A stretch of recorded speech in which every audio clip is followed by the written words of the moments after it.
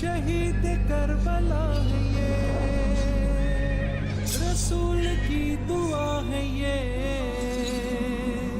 ना सिर्फ मुसलमान के प्यारे हैं हुसैन, जरखे नौए बशर के तारे हैं हुसैन।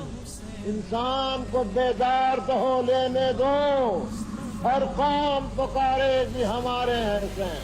हुसैनो मिन्नी व अना मिनल हुसैन, हुसैनो मिन्नी व अना मिनल हुसैन।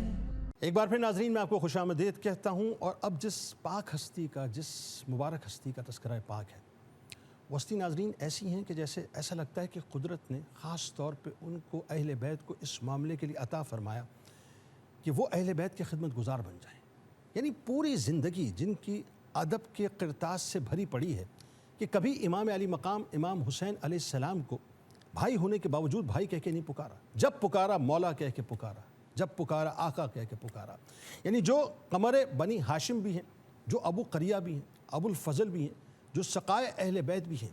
यानी वफ़ाओं का जो शानदार मीनार है, वो मीनार जब अपने औज कमाल पे पहुँचता है नाज़रीन, तो हज़रत अब्बास अलमदार अलैहिस्सलाम का नाम लेता है कि वफ़ाएँ जाकर जहाँ जिस दर से खैरात लेती हैं वो दर कोई और नहीं है बल्कि वो दर हज़रत अब्बास अलमदार अलैहिस्सलाम का दर है कि जिनका उठना भी इमाम जैसा, जिनका बैठना भी इमाम जैसा, जिनकी नज़रें भी इमाम जैसी, जिनकी नज़र भी इमाम जैसी, जिनकी सोच भी इमाम जैसी, जिनकी फ़िक्र भी इमाम जैसी, जिनका नज़रिया भी इमाम जैसा। ऐसा लगता है कि जैसे फ़ना फिल इमाम आली मकाम इमाम हुसैन अलैहिस्सलाम को आपको भेजा गया था कि आप बस इमाम की बारगाह में अपने आप को मुकम्मल तौर पर फ़ना कर दीजिए।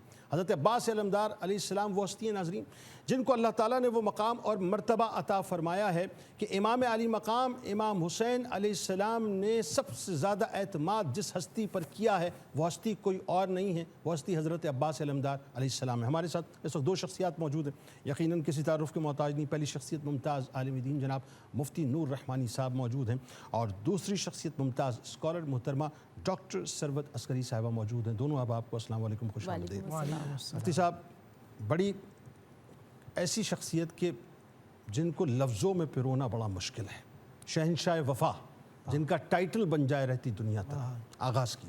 नहमदुहु व नसल्ली अला रसूलिहिल करीम, अम्मा बाद, फ़अऊज़ु बिल्लाहि मिनश शैतानिर रजीम, बिस्मिल्लाहिर रहमानिर रहीम।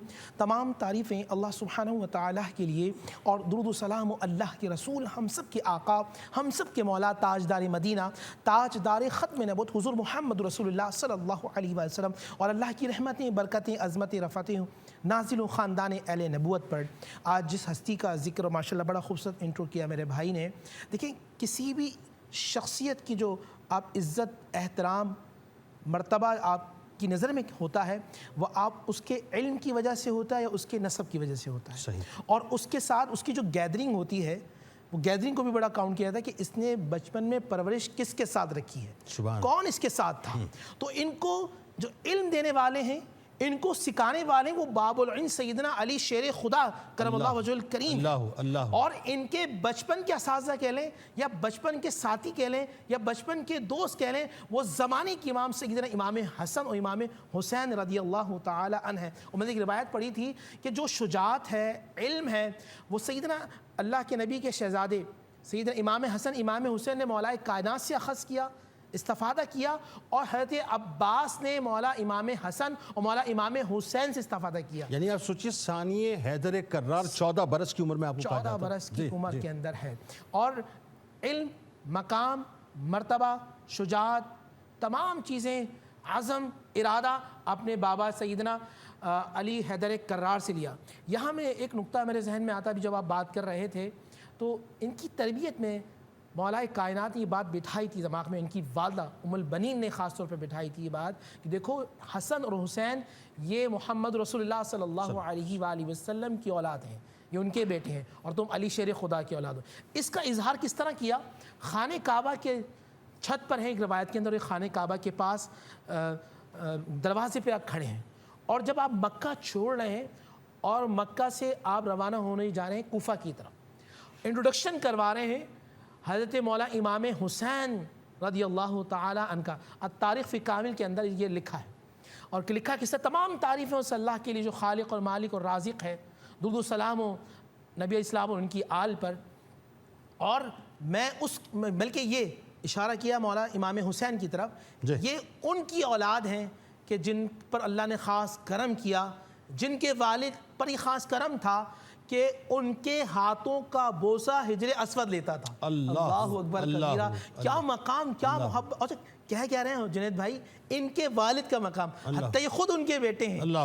شرف، عزت، مقام عزت والے ہی جانتے ہیں کہ کس کو عزت دینی ہے۔ کوئی کم ظرف ہو تو اپنی شان بیان کرتا ہے، خاندان علی کا ہر بچہ دوسروں کی شان بیان کرتا ہے، کیونکہ علی وہ جو عزت دینے والے ہیں۔ اللہ نے تمام عزتیں خاندان اہل نبوت کے ہاتھ میں رکھی ہیں اور خاندان علی کے ہاتھ میں رکھی ہیں، اور یہ وہ ہیں جو عزت عطا کر رہے ہیں۔ اب آئیے امام حسین کے حوالے سے ایک جملہ کہتے ہیں کہ دیکھو سنو، جس طرح اللہ نے میرے بابا، ان کے والد مولا کائنات سید علی شیر خدا کو جب تک وہ حیات رہے کوئی رسول کا بال بیکا نہیں کر سکتا تھا، کوئی رسول کی طرف نظر اٹھا نہیں سکتا تھا۔ اسی طرح آج رسول کے نواسے موجود ہیں اور میں علی شیر خدا کا بیٹا جب تک زندہ ہے کوئی حسین کی طرف نظر اٹھا کر نہیں دیکھ سکتا۔ یہ حضرت عباس علمدار، اور جب مدینے سے جو عورتیں چلی ہیں، بچیاں چلی ہیں، آپ یقین جانیں ان کو یقین پتہ کیا تھا کہ اللہ سبحانہ و تعالیٰ کی نصرت ہمارے ساتھ میں اور عباس ہمارے ساتھ ہے، حیدر کا لال ہمارے ساتھ ہے۔ میں اپنے والد سے پوچھتا تھا کہ جنید بھائی، ابو سے پوچھتا تھا کہ ابا یہ سب امام حسین بھی مولا علی کی اولاد ہیں اور حضرت عباس بھی مولا علی کی اولاد ہیں، مگر زیادہ نسبت لوگ حضرت عباس کو علی سے کیوں دیتے ہیں؟ تو میرے والد صاحب نے فرمایا جس طرح محافظ نبوت کے لیے اللہ نے علی کو چنا تھا، اسی طرح محافظ امامت کی اللہ نے عباس کو چنا تھا۔ اللہ، اور میں آپ کو بتاؤں اس میں حضرت ام البنین سلام اللہ علیہ کو امام علی مقام عموماً اس بات کا اظہار فرماتے تھے، اس وجہ سے وہ فرماتے تھے کہ مجھے جب میرے بابا جان کی یاد آتی ہے تو میں عباس کو جو ان کے چہرے کو دیکھتا ہوں، کیونکہ مماثلت بھی بہت تھی چہرے کی، بہت زیادہ تھا۔ اچھا علم، مرتبہ، مقام، اچھا وہ عربی کے الفاظ اور تعریف الکامل کے اندر لکھے نا، اللہ اکبر کبیرہ، کیا مقام ہے۔ مولا حضرت عباس نے جو الفاظوں کا چناؤ، جو عربی جانتے ہیں، اگر وہ سنے تو ایسا لگتا ہے صورت تو عباس کی ہے، الفاظوں کا چناؤ علی کا ہے، بالکل ایسا، ادائیگی علی کی ہے۔ اور پھر وہ رات میں جو حضرت عباس، آپ علم وفاف کی بات کریں نا، اگر تاریخ کے اندر دیکھیں تو جب رات شب عاشور کو حملہ کیا ہے تو حضرت عباس نے اپنی تلوار کو اٹھا کے ایک لکیر سے کھینچی ہے، اور اندازہ کیجیے 22,000 ہوں یا 30,000 یا 32,000 ہوں، سامنے لشکر موجود ہے اور یہاں عباس تنتنا موجود ہے، اور لکیر کھینچے کہتا ہے کہ میں اپنے آقا سے پوچھ کر آتا ہوں کہ آقا کیا حکم دیتے ہیں، اور پورا اب لشکر موجود رک جاتا ہے، کیونکہ جانتے ہیں کہ سامنے والی ہستی کو سکھانے والا حیدر کرار ہے۔ اور جا کے پوچھا تو پھر وہ میں نے آپ کے پہلے بھی پروگرام میں کہا تھا کہ میرا زن یہ کہتا ہے کہ امام حسین نے ایک رات کی مہلت پھر دی کہ آج کی رات پھر سوچ لو۔ اور ہم لوگ ہوتے ہیں بے چین ہوتے ہیں، مگر حضرت عباس علمدار ہر ایک کر کے جب شہید ہو رہے ہیں، حضرت عباس ہمیشہ مولا امام حسین کے پاس آتے ہیں کہ مولا مجھے اجازت دیجیے، مولا مجھے اجازت دیجیے، مولا مجھے اجازت دیجیے، مگر آقا علیہ السلام کے پیارے نواسے سیدنا امام حسین ان کو اجازت نہیں دے رہے، کیونکہ وہ بہنوں کے مان بھی ہیں، وہ امام حسین کی، یا آپ یہ کہہ لیں کہ قمر ہے، یعنی کہ جسے قمر بنی ہاشم کہتے ہیں نا، آپ کہتے ہیں طاقت کی جو ہوتا ہے نا، کمر ہوتا ہے، کمر ٹوٹ جائے تو طاقت ٹوٹ جاتی ہے، وہ یوں کہیے کہ وہ کمر بھی ہیں اور قمر بھی ہیں، سبحان اللہ، وہ کمر بھی ہیں اور قمر بھی ہیں، کمر بھی ہیں اور وہ دشمنوں کے لیے قہر بھی ہیں، ہاں بالکل ایسا، وہ دشمنوں کے لیے قہر بھی ہیں۔ اور حضرت عباس علمدار اور یہ جتنی بھی لوگ موجود ہیں شب عاشور کے اندر عبادت، ریاضت، اللہ سبحانہ و تعالیٰ کی بارگاہ میں دعا اور اللہ سبحانہ و تعالیٰ امت کے لیے خیر کو طلب کرنا۔ اچھا یہاں ایک اور بھی پہلو جو لوگوں کے ذہن سے نکل جاتا ہے، بالخصوص ہمارے پاکستان کے حوالے سے جو بر صغیر کے لوگوں کہتے ہیں کہ سیدنا حضرت عباس علمدار شہید ہو گئے تو پھر ان کو غازی عباس کیوں کہا جاتا ہے؟ یہ بڑا عام سوال ہے، غازی کیوں کہتے ہیں؟ بھئی وہ تو شہید ہو چکے ہیں۔ تو عرب میں جب آپ غزوہ، جیسے نبی اسلام نے غزوہ بدر کی، غزوہ احد کی، غزوہ تبوک ہے، غزوہ کا مطلب ہوتا ہے جنگ، تو عرب غازی اسے کہتے ہیں جنید بھائی، عرب اسے غازی کہتے ہیں جو جنگجو بہت ہو، اچھا، جو تلوار چلانے والا ماہر ہو۔ جو نیزے میں ماہر ہوں، ٹھیک، جو تیر، یعنی کہ تمام جنگی امور کو سمجھنے والا ہو اسے غازی کہتے ہیں۔ اللہ، تو اور حالانکہ- جو شیر کا بیٹا شیر ہو اسے غازی کہتے ہیں۔ واہ واہ۔ اب ذرا یہ بتائیے ڈاکٹر صاحبہ، اب میں اگر یہ سوال آپ سے اس طرح سے سمجھوں کہ وفا تو وہ جتنی بھی نفوس قدسیہ تھے سب نے کر کے دکھائی، اب وہ چاہے 82 تھے، چاہے وہ 91 تھے، یا تاریخ میں جو بھی عدد آتا ہے، وہ 72 نفوس کے جنہوں نے شہادتوں کے جام نوش کیے، ان میں 71 وہ، بلکہ یوں کہیے کہ ان میں سے قاضی عباس کو اگر ہم فی الحال ایک طرف رکھیں 70 وہ، اور ویسے اگر ٹوٹیلٹی میں دیکھیں تو ہر ایک جو ہے وفا کا مینار ہے۔ کون ہے جو وفا کا مینار؟ مجھے بتائیے نا، کون ہے؟ کوئی بھی نہیں۔ یعنی غازی عباس سے لے کے حضرت علی اصغر علیہ السلام تک، اور وہاں چلی جائیے بی بی زینب سے لے کے سیدہ سکینہ سلام اللہ علیہ تک، ہر ایک جو ہے وفاؤں کے مینار۔ لیکن شہنشاہ وفا کا جو لقب ہے یا ٹائٹل ہے وہ صرف غازی عباس علمدار علیہ السلام کو ملا، اس پہ ذرا گفتگو کیجئے۔ یہ شہنشاہ وفا آپ کو کیوں کہا جاتا ہے صرف؟ حضرت عباس علمدار علیہ السلام کی عظیم ترین شخصیت پر بات کرنے سے پہلے مولا کائنات علی ابن ابی طالب علیہ السلام نے جس وقت ام البنین بی بی سے عقد کا ارادہ کیا تو آپ نے اپنے بھائی حضرت عقیل کو بلایا، کیونکہ حضرت عقیل انساب عرب کے بہت زیادہ ماہر تھے، اور وہ عرب جو کہ جانوروں تک کا شجرہ نسب رکھتے تھے، کہا کہ انسان، اور کہا کہ میرے لیے کسی ایسے بہادر اور وفادار قبیلے کی ایک ایسی لڑکی تلاش کرو کہ جس سے میں عقد کروں، جس سے میرے ہاں ایک ایسا بیٹا پیدا ہو جو کل کربلا میں میرے حسین کے کام آئے۔ اور پروردگار عالم کے اذن سے حضرت عقیل نے حضرت فاطمہ کلبیہ، جن کا پہلے نام تھا اور بی بی ام البنین بعد میں قرار پایا، ان کو تجویز فرمایا، اور جناب فاطمہ کلبیہ دلہن بن کر مولا کائنات علی ابن ابی طالب علیہ السلام کے گھر میں تشریف لائیں، اور آپ نے سب سے پہلے دہلیز پر بوسہ دیا اور کہا کہ پروردگار عالم تیرا شکر ہے کہ میں اس گھر کی کنیز بن کر آ گئی جس گھر میں مخدومہ کائنات سیدہ عالم سیدہ کائنات میری بیوی رہا کرتی تھی۔ اور کسی سے پوچھا کہ حسن اور حسین کہاں ہیں، اور یہ وہ زمانہ تھا جب کہ حسن اور حسین عالم تب میں تھے، اور جناب ام البنین ان کی اس طرح سے خبرگیری اور تیمارداری میں مصروف ہوئیں کہ ان کو احساس تک نہ ہوا کہ گھر میں کوئی اور عورت آ گئی ہے۔ اور روایت یہ کہتی ہے کہ جناب ام البنین نے تب تک آپ کا لقب ام البنین نہیں قرار پایا تھا، تو ایک روز مولا کائنات 2-4 دن ہوئے تھے عقد کو، اور کہا کہ آپ مجھے میرے نام فاطمہ سے نہ پکارا کیجئے۔ تو مولا کائنات نے پوچھا کہ کیوں؟ کہا کہ جب آپ مجھے میرے نام فاطمہ سے پکارا کرتے ہیں تو جناب فاطمہ زہرا کے بچے چوکنا ہو کر ادھر ادھر دیکھنے لگتے ہیں۔ تو جناب مولا کائنات نے اسی وقت لقب دیا تھا بی بی ام البنین کا۔ ام البنین ظاہر بیٹوں کی ماں، اور اس وقت تک بیٹوں کی ولادت نہیں ہوئی تھی۔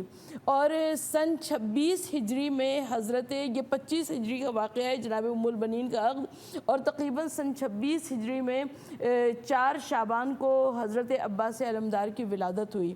اور حضرت عباس علمدار علیہ السلام جب خانہ مولا کائنات علی ابن ابی طالب علیہ السلام میں تشریف لائے تو مولا کائنات نے حضرت عباس کے دائیں کان میں اذان دی اور بائیں کان میں اقامت دی۔